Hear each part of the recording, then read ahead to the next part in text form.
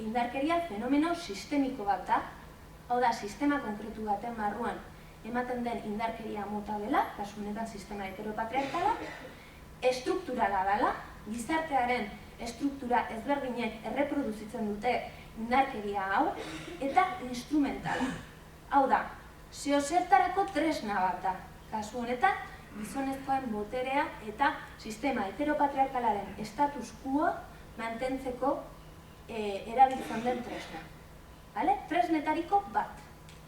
Gero ikusiko dugu zehazki honen inguruan.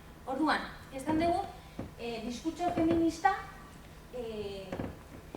indarkeriaren inguruko definizio bigun bat eskatzen duela. Eta horrek zer esan nahi du edo zer eskatzen du? Zer eskatzen digu edo nola eskatzen digu indarkeriaz pentsatzeaz? Niri okurritzen zaizkit elementu batzuk, nolabait lagungarriak izan daitezkenak. Ze alde batetikan, baditugu definizio agian bigunegiak, baina gure egunerokotasunean indarkeria identifikatzeko eta horri aurre egiteko nolabait behar ditugu erabilgarriak diren elementuak edo definizioak, ezta? Ulertzen da zer esan nahi dudan? Orduan, lehenik eta behin, lehen aipatutakoa. Indarkeria heteropatriarkala sistema politiko konkretu baten ondorioz sortutako indarkeria da. Horregaitik oso garrantzitsua da espresio hauek edo mekanismo hauek kokatzea, kokapena. Sistema heteropatriarkala biproduzitzen dituen genero harreman edo botere harremanen ondorioz sortuko da indarkeria sexista, kasu honetan, emakumeen kontrako indarkeria. Horrek zer esan nahi du?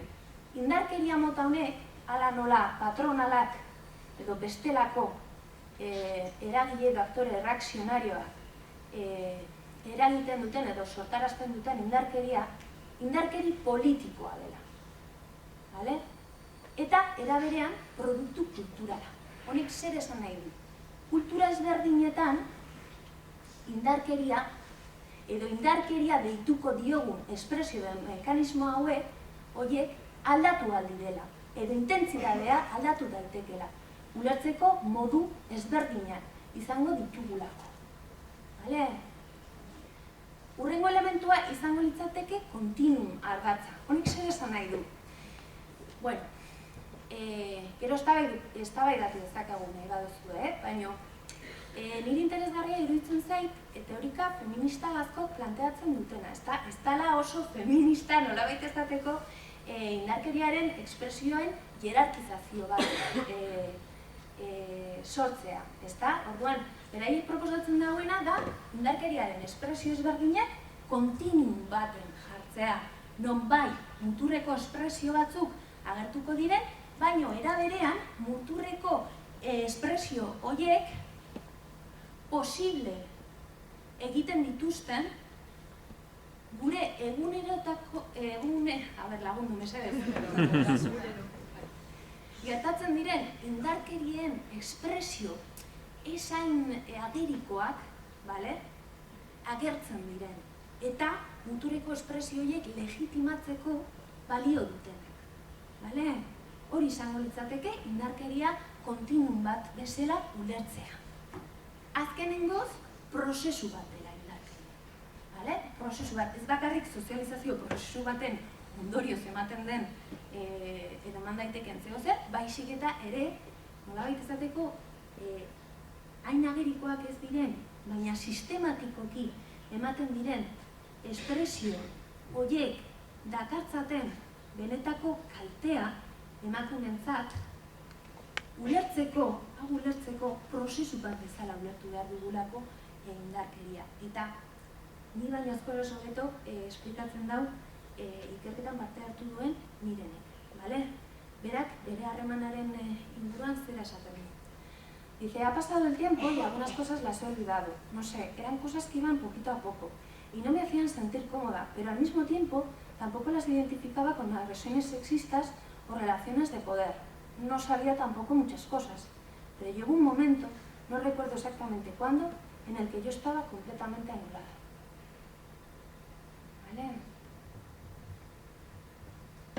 Eta genero harremana. Ze askotan gustatzen zaigu, esatea, bueno, non amaitzen dugu, non amaitzen dira, kakotzen artean, genero harremanak eta noiz hasi gaitezke indarkeriaz hitz egiten. Nire ustez hori, galdera hori, ez da util, ez da baliogarria, ez da zertarako balio. Nire ustez, askozaz ere interesgarriagoa da pentsatzea indarkeria ez dela genero harremanen muturreko ondorio bat, edo muturreko espresioa barkatu. Indarkeria ez da genero harremanen muturreko espresioa, baizik eta ondorio bat.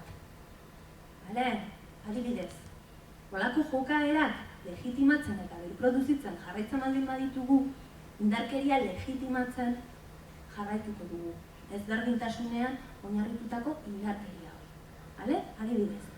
Te pongo los ejemplos de siempre. Cuando se hace una pintada, ¿quién la hace y quién vigila? Las mujeres siempre como asistentes de avisar y los hombres haciendo. Hay un montón de ejemplos. ¿Quién toma la palabra en una reunión? ¿Por qué la toma? Las ruedas de prensa suelen ser por las mañanas y a las mismas normalmente van las personas liberadas. ¿Y la foto cuál es? Una cuadrilla de pitos. Gero, indarkeriarekin, beste zapalkuntza ardatz bat nahazten dira askotan, emakumeentzat. Eta honen adibidea jartzen du talde eztabaida batetan parte hartutako emakume aktivista batek. Bera kontatzen du hurrengoa. Dice, está habiendo problemas en ambos grupos, actitudes violentas por parte de varones que saben mucho. Uno, más que saber mucho, es que está muy implicado. La agenda la está llevando él. Ha tirado del carro toda la vida y en este momento su trabajo pues, tiene un valor. Pero esa persona da órdenes que no es que sean bonitas, es que son violentas. Y en el otro, por ejemplo, hay un grupo que, bueno, hau pixka desordenatuta dago, literalki transkriptuta dagolako. Hay una persona que es técnico de música. Él tiene un conocimiento profesional que todos los demás no tienen. Esa persona es muy violenta, le da igual que sean mujeres o hombres, con cargo, sin cargo, pero como él tiene ese conocimiento y la organización necesita de él, por ahora se le permite dicho conocimiento. Hau da, guk dugun esperientzia, jakintza, gure nolabait ideiak edo arrazoiak askotan edo arrazoiei pisua emateko erabiltzen dugunean, arrazoia izan dezakegu ala ez. Baina horrek ere modu sistematiko eta nolabait esateko beti gurearekin ateratzeko, siempre para salirnos con la nuestra y imponer nuestra posición, erabiltzen baldin badugu, hori ere indarkeria mota bat izan daiteke. Bueno, orain, komentatu dio Joneri. Zelan orain arte? Zapa gehiagi edo? Ez, ondo, gustora? Bale, bastante. Bueno, orain, hitzaldi hau nolabait daukan parterik parte hartzaileena dator, eta horretarako eskatuko dizuet zuen implikazioa. Ze, egia da, nahiz eta Euskal Herrian azkenengo urteetan gai hau mahai gainean jarri dugun, guk ere talde ezkertiarretan, errebisioa egitea, autokuestionamendua, diagnosiak eta proiektu guzti hauek, sexismoa edo indarkeria horrelako gunetan erreproduzitzen dela, ez dela gai berria. Eta askotan konturatzen gara, gaur egun ditugun eztabaida berdinak bazituztela ez bakarrik duela urte pilo bat, baizik eta herrialde ezberdinetan. Orduan, zein izango da ariketa honen dinamika, edo zer eskatuko dizuet. Nik irakurriko dizuet, idatziak izan diren testu ezberdinen zatitzo batzuk. Eta eskatuko dizuet, zuei asmatzea nork, noiz edo non idatziak izan diren. Hagoaz lehenengoarekin. Dice, no sin resistencias logré llevar a cabo este proyecto. Mis camaradas de partido nos inculparon a mí y a mis correligionarias de ser feministas y conceder de excesiva importancia a nuestros asuntos de mujeres. En aquella época aún no sabían valorar en absoluto el extraordinario papel que les correspondía a las trabajadoras, a las mujeres económicamente independientes en la lucha política. Noiz uste duzue, hau idatzia izan zela? A ber? Ai, ez da entzuten. Ibarruri, la pasionaria. Ondo, baino ez. Venga, beste saiakera bat.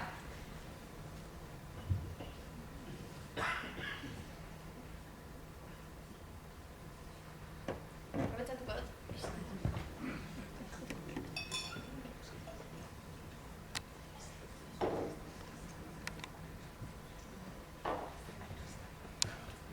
Vale. Al revés. Honek idazten du Alejandra Kollontai en autobiografía de una mujer emancipada. Vale? Bakizue, Alejandra Kollontai errevoluzio Errusiaren hasieran oso paper garrantzitsua bete egin zuela, Leninen laguna izan zuela, borroka horretan oso implikatua izan zuela, baina ikusi non editatuta dagoen edo autobiografía de una mujer emancipada liburu hau. Ez dago Errusian, ez da?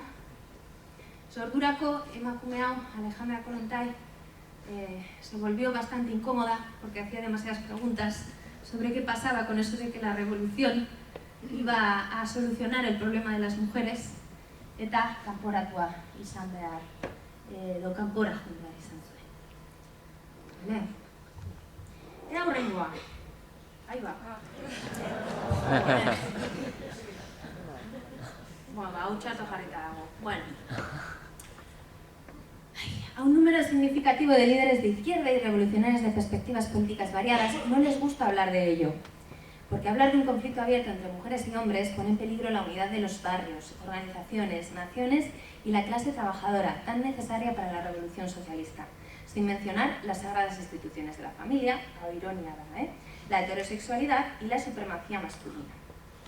Bueno, hausan ikusteko ez bakarrik Errusian olako ideiak zeudela, hau 1981 urtean publikatua izan zen, Red Stockings Estatu Batuetako talde feminista kaleratzen zuen aldizkari honetan. Aurrengo ondo dagoen. Haciendo una radiografía de nuestros espacios, nos encontramos con un antifeminismo ferviente no reconocido, una mezcla entre un feminismo de la igualdad incrustado y la creencia de que el gueto se salva de las actitudes de mierda que se reproducen fuera de él. Se cree estúpidamente que por negar la existencia de la opresión patriarcal y los roles de género se consigue que desaparezca.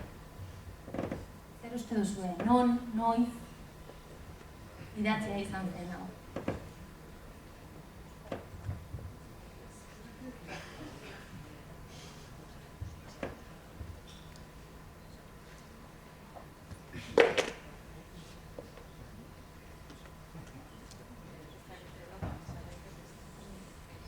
Bueno, nahiko gertu, ezta? Parrafo hau fanzine batetatik aterata dago, antifeminismo y agresiones de género en entornos antiautoritarios y espacios liberados, eta anónima, kasu honetan, idatzitako testu bat da, Santurtzin editatua 2014 urtean. Venga, azkenengoa. Cuando yo llegué al País Vasco, hace ya años, tenía amistades en X y X colectivo. Y las feministas de este último grupo decían, tenemos que hacer que nuestros planteamientos se trabajen en el grupo, porque siempre se dejan para lo último. Ahora mismo, ningún movimiento, organización social o ningún partido político que se precie, excepto Vox, hace un discurso antifeminista. Noiz uste duzue esan dela hau edo Lenork. Gaur egun. Gaur egungo egoera deskribatzen duela uste duzu, ezta? Bale. Oso ondo. Lehen aipatutako kontraste sesioan parte hartu zuen irasi, izen guztiak izen faltzuak dira, nintzatua dago guztia, eta Bilbon esan zuen 2017 garren urteetan.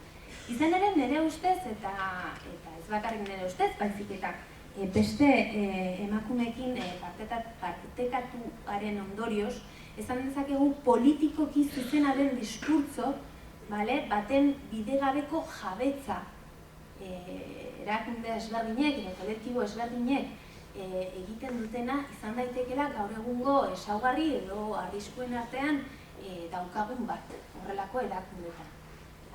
Nolabait esateko, la apropiación de un discurso feminista políticamente correcto.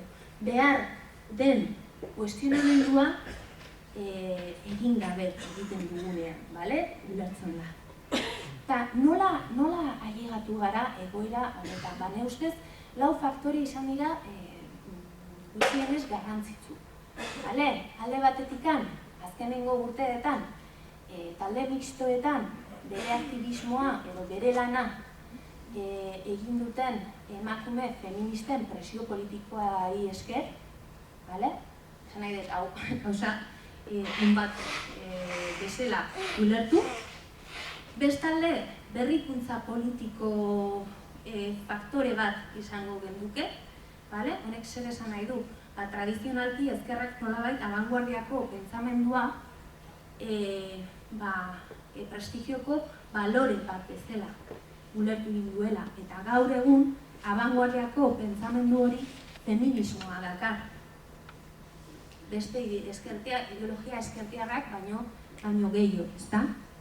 Laugarren faktorea izango litzateke aukera politikoarena, azkenengo urteetan Euskal Herriko kolektibo eta erakunde politiko ezberdinen nolabait agendan beste motako debateak, eztabaidak edo kolokatzeko edo jartzeko aukera egonda, nolabait egoera politikoa aldatu egin delako, batez ere errepresioari dagokionez, ere eztabaidagarria izan liteke, baina nolabait aukera politiko bat egonda, talde hauetan aspalditik militatzen zebiltzan emakumeek, bere erakunde edo kolektibo bakoitzaren agenda politikoan feminismoa sartzeko. Eta amaitzeko, identifikatzen genuen errentabilitate edo oportunismo politikoaren faktore bat. Hau, diru publikoa hornitzen diren erakunde batzuetan, eta oso horreza ikustea, zelan bapatean agertzen diren, inolako erreflexiorik gabe, genero ardatz bat, eta genero ardatz bat proiektu ezberdinak ateratzen diren, eta bar, baina adibidez, mugimendu sozialetan parte hartzen zuten emakumeek ere esaten duzuten, inventatzen ari naz. Internazionalismoa eta feminismoa aldarrikatzen duen kamiseta bat kaleratzen zenuenean, berehala edo fijo saltzen zela. Honi deitzen dian nik errentabilitate edo oportunismo politiko. Guztia bezala hau, eztabaidagarria izan leke. Adibide bat, Matzalen, elkarrizketatu izan den emakumea, berak esaten zuen. Los hombres no quieren perder el poder, saben que deben hacer algunas cosas y hacerlas bien, y para ello le pongo la chapa feminista para seguir teniendo el poder y aceptación social. No sé si se hace consciente o inconscientemente, pero para mantener su poder deben admitir ciertas cosas sin cuestionar otras de fondo. Hau da, gaur egun daukagun arrisku bat. Ez dut esaten guztiak horrela jarduten dugunik. Baizik eta arrisku hori dagoela. Eta feministak identifikatu dugula. Beraz, adi. Pasatuko gara, ez dakit denboraren... Ondo? Pasatuko gara hurrengo gaira edo, hurrengo puntura. Indarkeria sexistaren inguruko mitoak eta estereotipoak eraldaketa sozialeko espazioetan. Indarkeriaren inguruko diskurtsoa, espresioa, jokaerak, aztertzerakoan horrelako espazioetan, nolabait ni iruditeri sozial, heteropatriarkal, diskurtso heteropatriarkal horrekiko jarraikortasunak topatu egin ditut, baina baita ere mito espezifikoak. Hasiko gara jarraikortasunekin. Adibidez, indarkeria bezala, muturreko jokabideak edo diskurtso heteropatriarkala deskribatzen dituen adierazpen gehien identifikatzen direnak direla. Honek zer esan nahi du? Normalean, indarkeri bezala ulertzen dugula edo identifikatzeko kapazak garela muturreko espresioak direnean. Adibide batzuk jarriko dizkizuet, talde eztabaidetan parte hartu duten emakumeen agotzetan. Batek esaten zuen: creo que lo que más se identifica como violencia de género y lo que no cabe en un colectivo es un maltratador físico. Está superidentificado y se actuaría con determinación. Beste batek: a nivel de organización, creo que en el imaginario de la gente sigue pensando que la violencia es únicamente aquella que se da dentro de la pareja. Vale? Nik lehen ez dut argitu, baina bitu, hau gogorarazti dit, lehen aipatutako 10 narratiba horietan ez direla bakarrik bikotearen barnean edo ez dakit amanteak dien bi pertsonen artean ematen diren indarkeria kasuak, baizik eta kolektibo berdinean militatzen duten bikide arteko indarkeria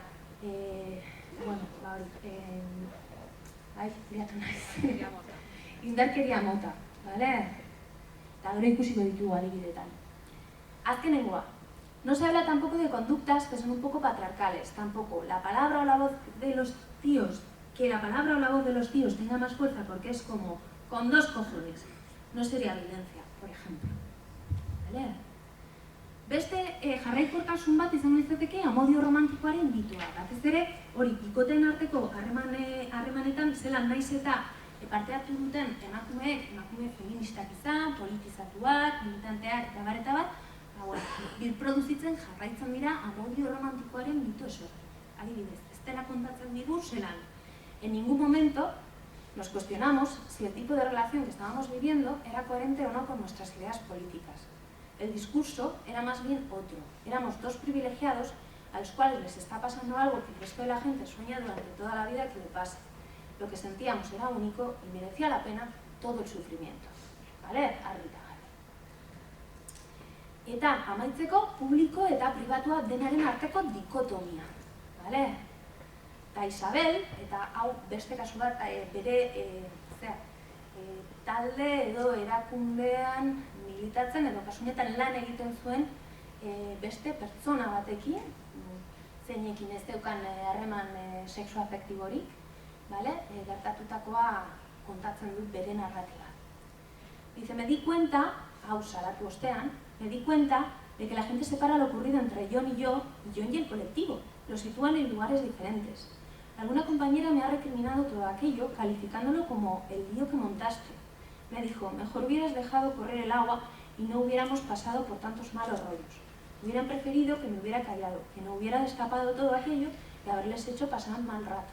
¿Vale? Ulertzen da? Hau da, ondino jarraitzen da sinesten, indarkeria asuntu pribatu bat dala. ¿Vale? Gure edo elkarte superfeminista hauetan. Vale, mito eta ezaugarri espezifikoei dagokionez. Bueno, adibidez, sexismo eta indarkeria gure erakunde kolektibo kanpo ematen den fenomenoa dela. Ez gure baitan edo gure artean, ¿vale? Dice, en principio, todo el mundo está de acuerdo en que el protocolo se tiene que hacer, que las agresiones se están dando. También es cierto que en un contexto de fiesta se entiende más que esas agresiones son cometidas por otros, ¿no? No sé si se admite tanto que las agresiones se den entre nosotros. Hau da, eta hau talde identitatearen eraikuntzarekin ere harremana dauka, ezta? Eraikitzen dugunean, gu hori eta beste horiek eraikitze prozesu horretan ere normalean gauza txarrak jarriko dizkiegu bereizteko a ese otros, ¿no? No a nosotros. Indarkeriarekin berdina gertatzen zaigu. Vale? Urrengoa, indarkeria definitzeko eta identifikatzeko edo interpretatzeko gaitasunen arteko asimetria, ¿vale? Hau nolabait dator matizatzera lehen aipatutakoa. Dice, al definirla, la violencia, todo el mundo te dirá que no es solo física, que es también psicológica. ¿Está? O sea, discutan denok ados hemen. No, la violencia no es solo que te den 2 hostias. Poco a poco se ha ido extendiendo, pero luego al llevarlo a la práctica o a la hora de identificarlas, creo que es difícil reflexionar sobre nuestras propias prácticas y actitudes. ¿Vale? Gero praktikan ez gara kapazak benetan identifikatzen edo itortzen gauza batzuk fisikoak ez direnak, indarkeria izan daitezkela eta askotan bildurra ematen digu ere, ezta? Horren inguruan pentsatzea. erasotzailearen estereotipoa. Mito espezifikoa izango litzateke, gizon batek diskurtso politiko eskertiarra, feminista edo eta ibilbide politikoa luzea baldin badu, ezin daitekela erasotzaile bat izan. Eta mito horrek bere eragina dauka ere. Adibidez, kartutxarra paretu dituen edo erasotuak izan diren emakumengan. Beraientzat askozaz ere, hasiera baten behintzat, saiagoa dalako, identifikatzea, beraiek bizitzen ari dutena, tipo superguai, supermilitante, supereskertiar horrekin, indarkeria dela. Ireneren kasua, adibidez, dice, lo que más me descolocaba de todo aquello era el hecho que una persona tan reconocida como él, con un discurso tan diferente, se pudiera comportar de aquella manera. Edo Andrea, dice, era un chico intelectual, no el macho prototipo. Y esta cuestión fue utilizada con el objetivo de deslegitimar la agresión. ¿Cómo va a ser el agresor él? Si no es un tío de izquierdas que se está rascando los huevos y no sé, holako gauzak, ¿vale? Barkatu. Eta biktimaren estereotipoarekin edo emakumea erasotua izan den emakumearen estereotipoarekin berdina gertatzen zaigu ere, bale? Emakume indartsua, bakotzen artean baldin bada, feminista eta politizatua, ezin daiteke tratu txarrak jarraitu dituen emakume bat izan. Behintzat hori pentsatzen dugu. Eta hau izan da, gehiengoaren kasua, baino estelak oso ondo irudikatzen du, esaten duenean, dice, resulta aún más difícil de hacer entender cuando se trata de una persona fuerte, al menos en apariencia, y con carácter como yo, porque la gente no se cree que yo pudiera aguantar todo eso. Vale. Pixkat, horretan gustatuko litzateke pixka bat sakontzea, ez da, politikoki zuzenak diren erasotzaile horiek dauzkaten ezaugarriak. Azkenean zer gertatzen da? Maskulinitate hegemonikoaren ezaugarriak birproduzitzen dituztela, edo irudikapena horiek, baina eszenatoki edo kontestu politikoa nolabait modatu. Ulertzen?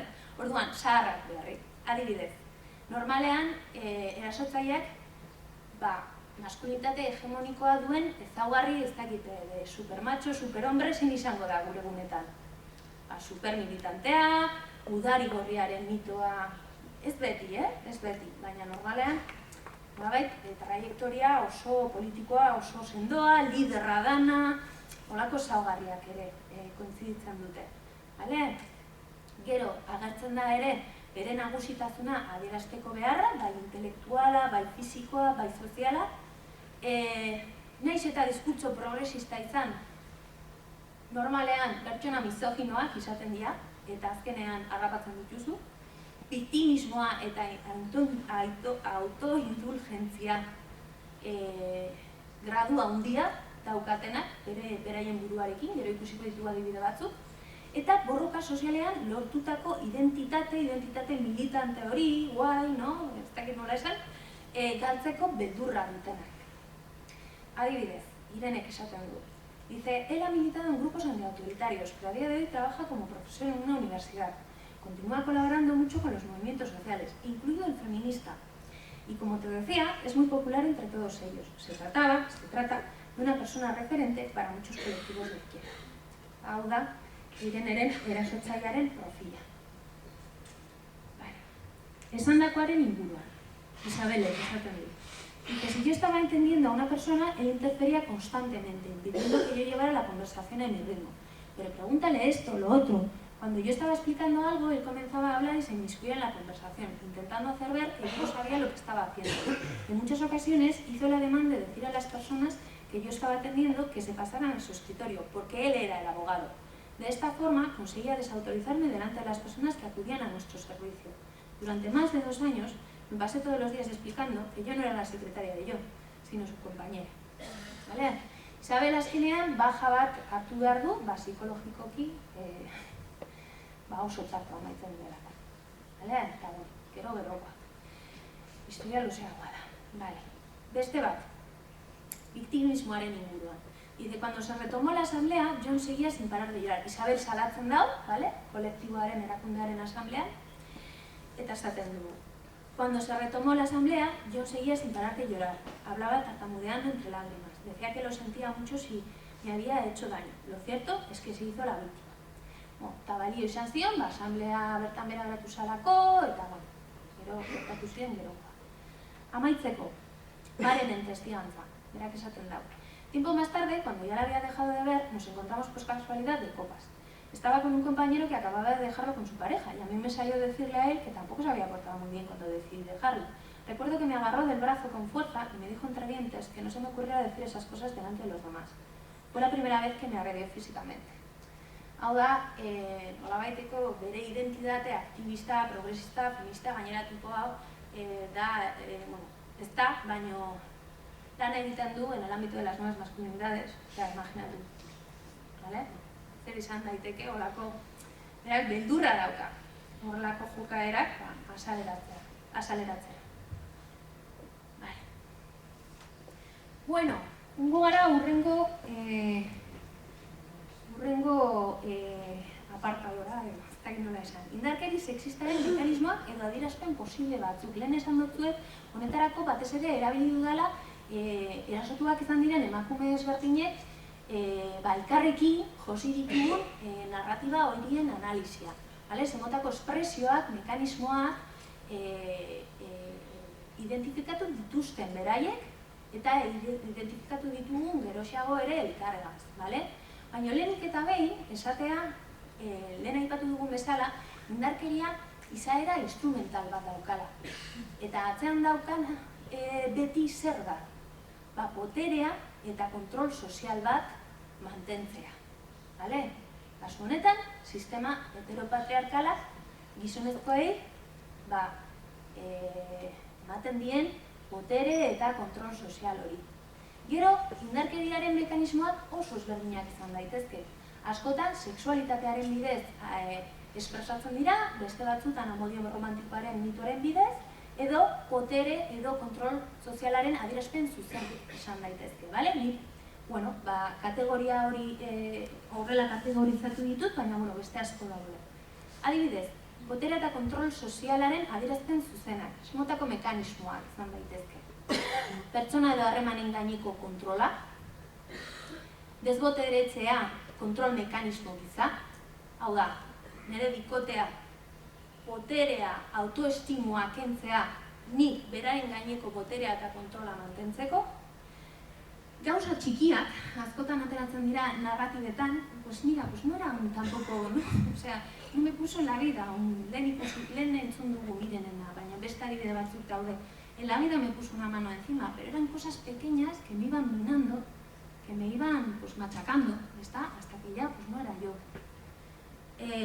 Abuso sistematiko hau ematen danean, tentuz jukatzea, hau da, tira y afloja, gaur ondo tratatzen dizut, bihar txarto, baina berriz ondo, baina gero txarto, gaslighting delakoa, da, zure bikoteari erasotzaileak sinestaraztea, bizitzen ari den realitatea ez dela berak bizitzen ari dena. Nolabait izateko, tratarla un poco de loca, hacerle creer que su realidad, que la realidad que está viviendo no es la que ella aprecia. Eta gainera, horrek, normalean, mekanismo hauek elkarrekin funtzionatzen dute. Zu pertsona bat isolatzen lortzen baldin baduzu, azteko realitate hori beste pertsona batekin kontrastatzeko aukerarik, eta gaslightinga askozaz ere eraginkorragoa da. Azkenean, gero ikusiko ditugu adibide batzuk ez guztienak. Isolamendua, lenguaia, irainak, hitzak, baino baita ere isiltasuna. Isiltasuna askotan, puede ser como un puñetazo. Boikota, txantaia eta jasarpena, humilazioa eta gutxiestena, jeloskortasuna eta zure bikotea jeloskorez jartzeko bideratzen duzun autoerrepresio horrek, eta eraso fisikoak. Sexualitatearen bidez, zemotako indarkeri mekanismoak identifikatu ditugu, eraso sexualak, emakumeen sexualitateari lortutako mitoekin erlazionatutako indarkeria, emakumeen sexualitatearen gaineko kontrol zuzena, eta amodio erromantikoarekin lotuta, amodio erromantikoaren mitoa berez eragiten duen autoerrepresioa edo eragiten duen zu ze egoeretara eramatea, ez da egiteri ondo ulertu, eta esplotazio emozionala. Honek zer esan nahi du. Askotan, bihurtzen garela emakumeek gure bikoteen sostengu emozionalaren ardura erresponsable edo nagusiak, ezta? Eta zela non horrek gure autoestimua eta gure ongizatea alde batera uzten behartzen gaituen. Adibide batzuk ikusiko ditugu.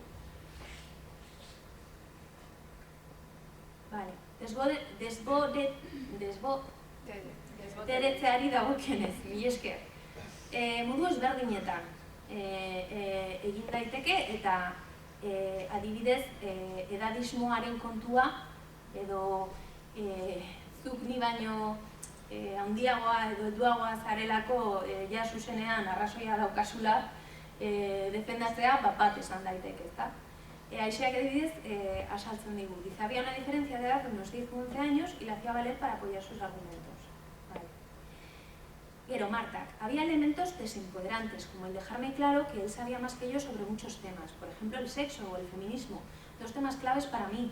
Quizás al principio aceptaba que efectivamente era así y no me afectaba tanto.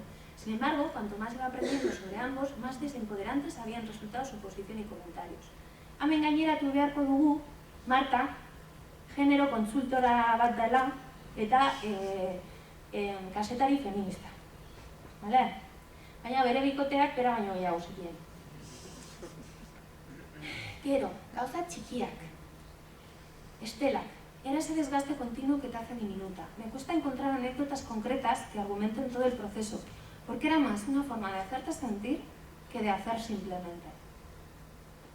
Marta Berris dice, tanto con Álvaro como con él las discusiones eran muy bestias y yo acababa llorando durante noches y teniendo fuertes ataques de ansiedad. Era por lo general él quien iniciaba la discusión y quien decidía cuándo ésta terminaba. Abría la caja de algún conflicto y la cerraba cuando decidía que no quería hablar más. Cuando a lo mejor yo necesitaba seguir expresándome. Esto me generaba mucha ansiedad y ante esta él optaba por marcharse dejándome con la palabra en la boca o yendo a dormir al sofá, sin dar ningún paso más por solucionar el problema. Honek, Martari ansietatea atakeak eragiten zizkioten, azkenean voragine baten sartzen zen, bere burua zarantzetan jartzen zuen, zuek pentsatu behar duzue, hauek igual nik irakurtzeko orduan modu isolatu baten entzuten dozuela, baino mekanismo ezberdinak eragiten ari direla denbora guztian harreman bakoitzean. Goaz aurrera. Zenbat falta zen? Gutxi. 10 minutu? Nahikotxu. Sentitzen dut, pixkat aurreratuko dut, edo pixkat saiatuko naiz. Hau niretzat garrantzitsua da aipatzea, zemotako resistentziak eta oztopoak izaten ditugun gure elkarteetan indarkeria identifikatzeko eta honi aurre egiteko. Erresistentziak izango lirateke erakunde batek indarkeria edo genero harremanak bere baitan erreproduzitzen direla ondino modu formal batetan aitortu ez duenean. Eta oztopoak aldiz, aitortu ostean, mekanismo ezberdinak garatzen hasten denean, topatu ditzazkeen erresistentziak edo oztopoak kasu honetan. Erresistentzien inguruan, sexismoa eta indarkeria gure elkartetan produzitzen dela ukatzea. Eta ukatze honek, askotan, ez dakar negatiba absolutu bat, modu ezberdinetan eman daiteke eta aurrerago ikusiko ditugu. Bigarrena, birproduzitzen direla aitortzea sortarazten duen beldurra edo deserosotasuna. Izango ditzateke askotan, azkoi iruditzen zaie, izango dela, como abrir la caja de Pandora. Eta orduan gure elkartearekin zer gertatuko da. Edo status quo honekin nahi neroso nagoen. Hirugarrena, praktika matxisten naturalizazioa. Hain naturalizatu ditugu, hain normalizatu ditugu egunerokotasunean birproduzitzen ditugu praktika matxista hauek, zeinak ez garela benetan konturatzen, ze motako edo ze graduraino ari garen genero genero harremanak birproduzitzen.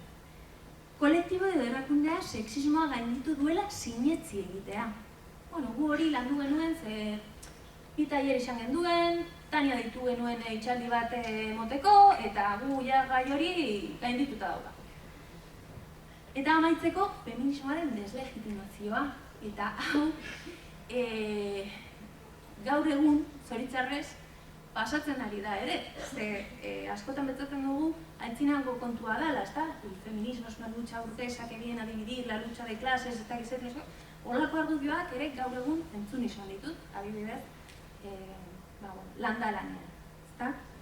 Oztopoei dagokionez, sexismo eta indarkeriaren kontra egiteko beharrezkoak diren baliabideen falta izatea, hau da, gaitasuna, denbora, edo materialak, edo rekurtzoak, baliabideen falta izatea, borroka eta errebindikazio feministak berezkoak bezala esentitzea, hau da, materiale eta denbora hori edo baliabideak ditugunean, baina benetan, falta denean borondatea, benetako borondatea, genero harremanak eta indarkeria ere aurka egiteko gure erakunde barruan, borroken hierarkizazioa, hau da, gai feministak asanbladaren azkenengo punturan jartzen ditugunean, beste borrokatz batzuk lehenesten ditugunean, politikoki zuzena den diskurtso batetaz jabetzea, aipatu zen dugu, eta hori oztopo bat izan leike, pentsatzen dugulako, ellos y ellas, erabiltzen dugulako,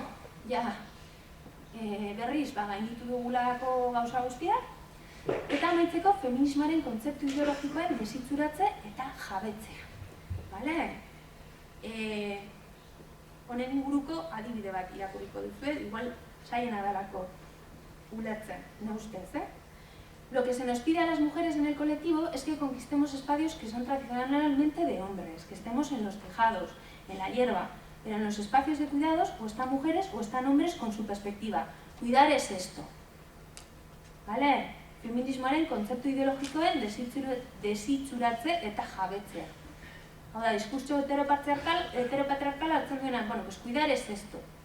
O que las mujeres se empoderen es, akaso honetan, kolektibo autogestionatu bat da, pues que se empiecen a comportar como los hombres.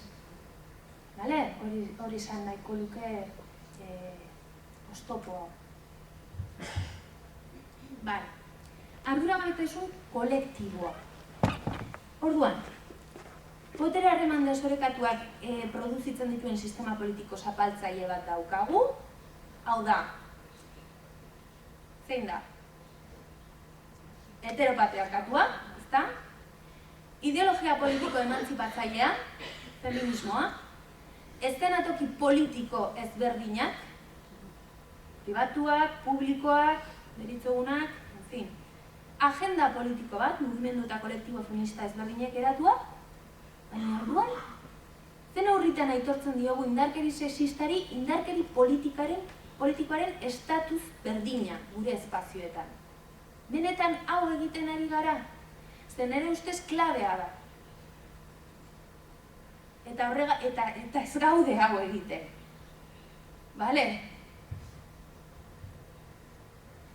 Zeri deritzogu indarkeriaren despolitizazioa? Hauxe da, justu egiten ari garena, orokorrean, Lura adibidez, salatzen du, dice, resultó más sencillo descircunscribir el problema a aquella persona que denuncia la injusticia del status quo. Entre algunas mujeres el problema se personalizó igualmente. Esto te pasa a ti. Se olvida de que si nos tocan a una, nos tocan a todas, y de que lo personal es político. De hecho, lo que ocurre y ocurrió fue que se despolitizó. Eta hori egiten dugu salaketa baten aurrean. Baina, despolitizatzeko mekanismo ezberdinak daude. Zeintzuk erabiltzen ditugu gure espazioetan? Adibidez, indarkeria ukatzen dugunean. Eta lehen aipatu dut zelan ukatzea, askotan ez duela nahi izan, negatiba borobil batekin topatzea, baizik eta. Indarkeria ukatzen dugu, isiltasunaren bidez erantzuten dugunean, gertatutakoaren aurrean neurririk hartzeko gaitasun borondate ezarekin, edo erasoak ekintza pribatuak bezala entzat hartzen direnean, eta ez kolektiboa edo erakundea bere buruak kontra kokatu behar duen ekintza bat bezala. Beste mekanismo bat, indarkeria despolitizatzeko, gertatutakoa txikiagotzea datza. borroken hierarkizazioaren bidez, gertatutakoa gaizki ulertu bat bezala interpretatzen dugunean, edo nahiz eta gertatutakoaz kontziente izan, beharrezkoak diren neurriak ez direnean hartzen.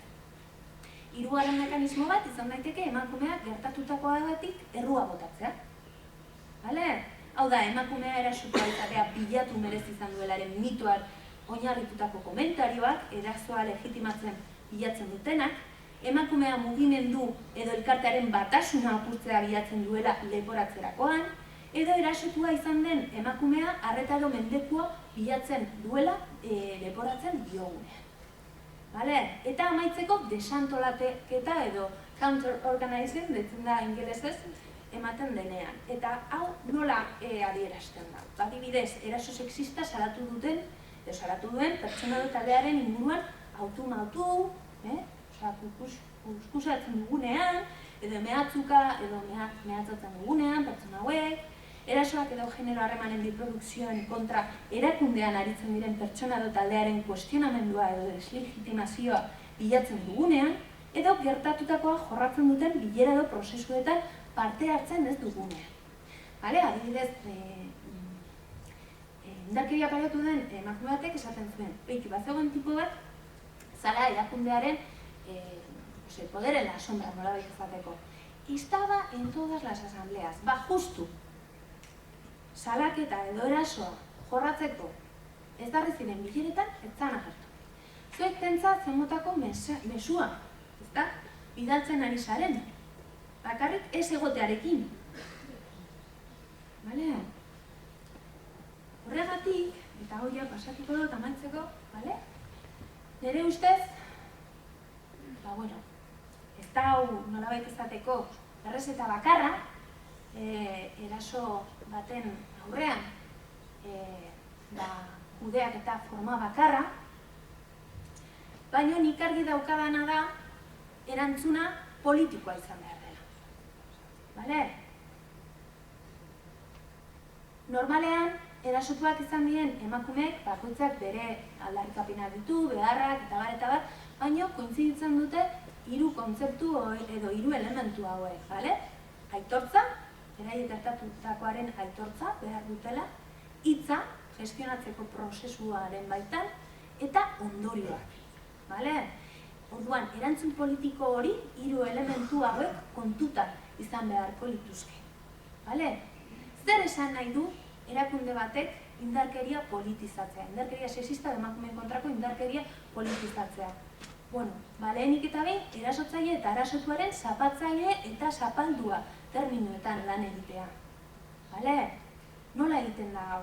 Erasoa definitzeko legitimitate osoa ematen, entzute aktibo bat izaten, prozesuan zehar lagundu behar dituen denborak errespetatuz, eta babesa eta baliabide ezberdinak eskainiz. Emakume bakoitzak modu ezberdin batetan biziko duelako bere prozesua eta prozesuan zehar behar ezberdinak izango dituelako. Bigarren elementua, kolektibo osoaren konpromesu politikoa lortu behar dugu. Honek zer esan nahi du? Implikatuta dauden aktore guztiekin gardentasunez jokatu behar dugula, ezin daite, esto lo solucionamos en camarilla. Ez, gardenak izan behar gara. Ardura kolektiboa izan behar da, eta horretarako informazioa, bere neurrian, momentu bakoitzean, baino gardentasunez aritu behar gara. Baita ere ondorioak konpartitzerakoan, edo hartutako erabakia.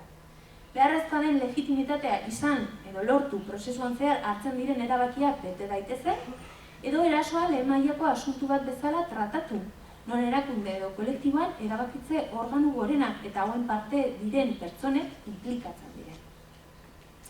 Hirugarren elementua edo kontutan izan beharreko gauza izango litzateke ardura, erresponsabilitatea, maila ezberdinetan exigitu behar dela. Ondorio konkretuak ezarri, bai maila individualean, zein kolektiboan. Hau da, nik naiz eta mal ez ezagutu, erasoaren protagonistak izan diren bi pertsona horiek, kolektibo honen parte naizen einean, ze motako ardura daukat, horrelako jokaerak edo horrelako gauzak pasatu daitezen. Ulertzen da zer esaten dudan? eta prozesu gidatzeko eta erabakiak hartzeko ardura ere kolektiboa izan behar da. Pentsa, biktiman edo erasotua den emakumean bakarrik jartzen baldin badugu ardura hori. Askok esaten duten, joder, eske, digamos, mi reparación ha sido mi fuente de culpa. Vale? Osa, nolabait, erresponsabilidade hori, ondorien erresponsabilidadea kolektiboa izan beharko da. Ezin zaio egotzi erasotua izan den emakumeari bakarri ondorioaren ardura hori. Ulertzen da? Amaitzeko, ziurgabetasunari aurrea hartu. Holako prozesuetan gauza asko mugituko zaizkigu. Badakigu alde zaurretika. Beraz, aurrea hartu alde dugu. Nola, deserosotasuna eta emozioak kudeatzeko tresnak eratuz. Adibidez. Edo, epeak eta ardurak esartzen ditugunean, betetzeko konpromesua hartuz.